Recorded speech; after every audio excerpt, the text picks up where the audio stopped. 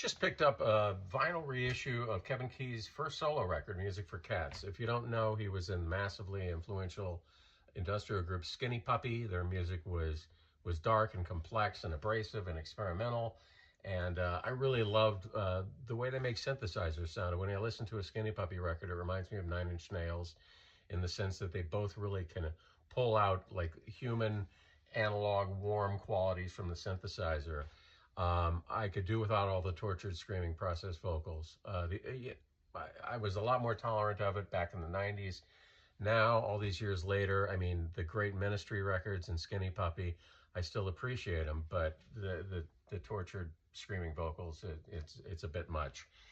Anyway, this is stuff Kevin Key was working on between 94 and 97, therefore it's kind of a mixed bag of glitch, industrial, and dark, creepy mood pieces.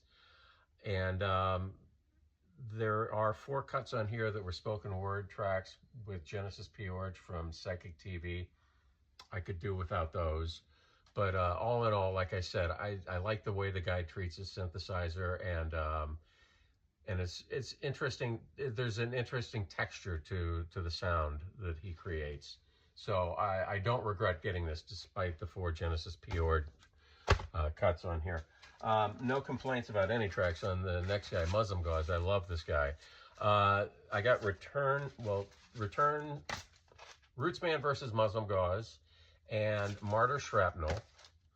And muslimgauze, if you don't know, is Bryn Jones. He's from Manchester, England, and created music that was a combination of ambient, industrial, and Middle Eastern percussion heavy sandblasted dub. If that sounds appealing, you should get a couple of muslimgauze records in your collection.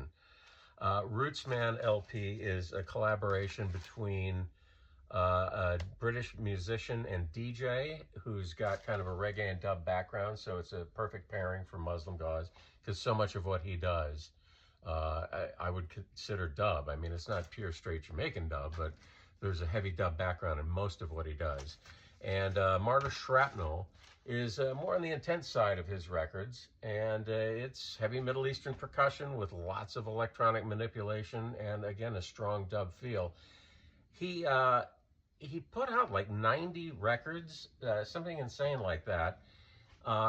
So, if you want to dip your toe in, if you don't have any, your best guess is just go online and read reviews. I mean, some are more mellow, some are more aggressive. I like both. But to me, the sign of a well-curated record store is when you walk in if they have a Nurse with Wound section or a muslimgauze section. So, and this one had a muslimgauze section. Finally, 2020, Autechre released 2 records. This one is Plus, and the first one is Sign. Sign, I think, was intended to be first, and it's more pristine, melodic, ambient music. And this is the abrasive, glitchy, faster, more chaotic version. It's almost like the remix version of the first one. I didn't intentionally buy the first one, the second one, and skip the first one. I just saw this in the bins. It's Soma Sound here in North Jersey. And I don't know if I'm going to pick up the first one or not. If you don't know, Autechre is a British duo from the late 80s who were really influential in bringing ambient techno to the forefront of the electronic music scene. So maybe I'll get the first one, maybe I won't.